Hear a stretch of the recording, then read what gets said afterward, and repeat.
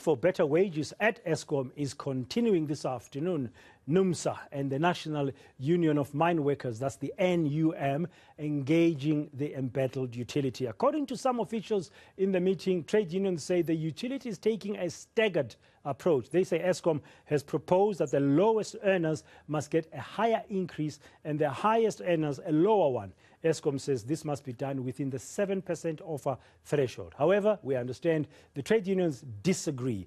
They are demanding the same increase of 7% across all levels, across the board.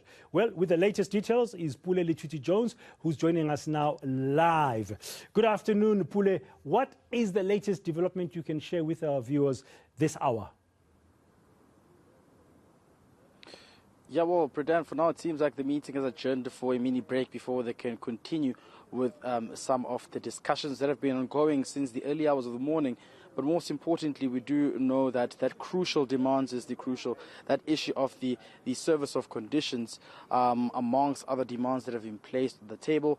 But of course, there are also some talks that have become sensitive and not particularly constructive. So the unions are hoping that Eskom, after having presented some of their details, can come to the fore and finally meet their demands. Thousands of workers are hoping that this meeting can be successfully concluded, as well as the nation as well, to see how progressive we can move in the right direction. But I'm joined by the General Secretary of NUM on eNCA this afternoon. Thank you very much for joining us, sir. Maybe if you could just give us maybe a highlight or development of how's the meeting like and what is the current discussions that are ongoing. Yeah, let me confirm that we have met as Labour with Eskom, and apparently Eskom has presented the offer. But on the offer that Eskom has presented, we have got in particular 3 items that we still want Eskom to thrash them out. And then, as you have mentioned, one of those are the conditions of service that Eskom last year unilaterally downvariated them. It is something that is very crucial, that if we have to clinch a deal, we have to clinch a deal with that understanding that Eskom can't willy-nilly, as it suits them, vary and change conditions of employment without any written agreement, because workers in Eskom are classified as essential services. Has Eskom come to the table? Are you getting somewhere? Are you moving in the right direction? Or you're still at loggerheads here? Look, we raised our side as Labour as to how do we view the issues that we have raised. Like I'm saying, technically, issues that are now discussed on the table are 5.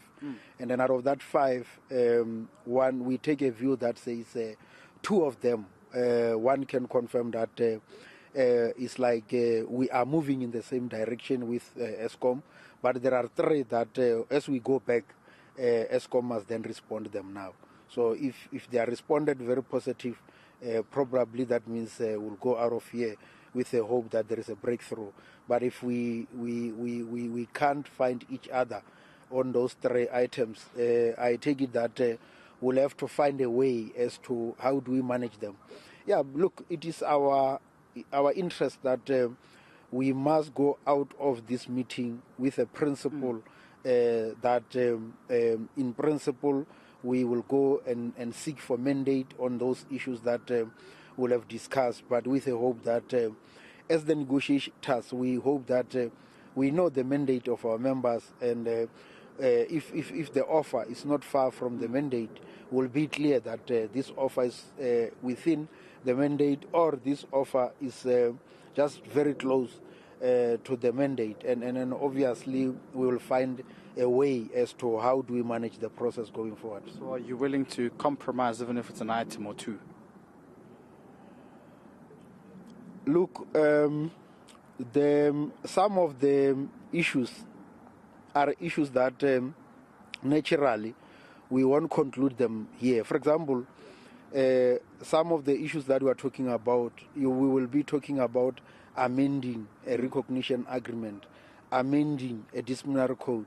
So obviously it's not something that we hope that when we go back we can talk clause by clause and amend those things. Those are the issues that you will capture them in the agreement and put time frames and have terms of reference as to how do you manage those issues. So that is why we are saying maybe for now, yes, one of the big critical issues is the issue that the shortchanging of the condition of service, that will be one of the issues that become so critical. But like I'm saying, yeah, in the negotiations, if there is a movement and very reasonable movement on other issues, I don't hope that you can hold negotiations at ransom because you differ with one item. So you may find a way as to how can you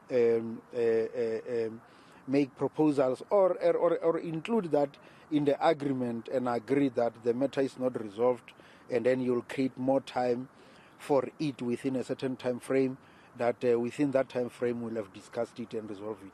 So I don't think that we can hold negotiations because we don't agree on one or two items. We'll find a way that how do we jungle out of that issue, but in a manner that also does not compromise us as we have got mandate.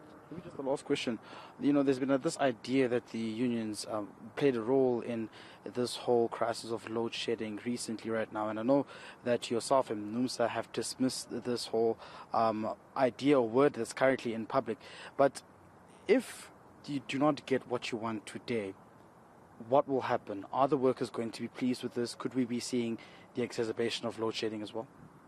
Look, we met with Eskom, and then Eskom agreed to resuscitate the Central Bargaining Forum. As we were aware, Eskom declared a dispute, referred the matter to CCMA. We met with Eskom, and during the discussion, they agreed that the Central Bargaining Forum will be resuscitated. But I must be open and honest to say, workers from time to time, they get information. And what was even interesting in the previous sessions, it is Eskom itself that were giving out communique that were talking with the guardians. They call the workers the guardians. Now, it is them that were giving the information that with that information, then the workers started some protest.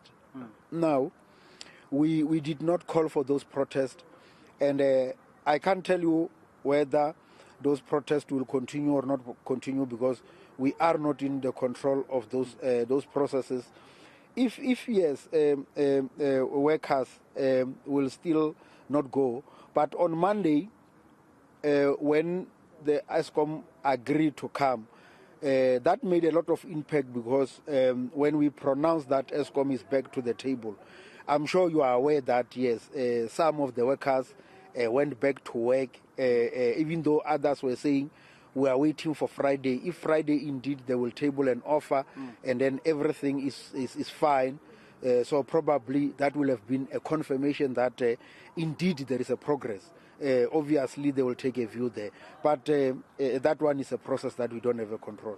I don't want to say what is going to happen if we don't reach an agreement here. I don't know. GS, thank you very much for joining us on eNCA this afternoon. That's the General Secretary, Mr. Mabapa from the NUM, giving us a bit of an overview of what has been discussed in that meeting.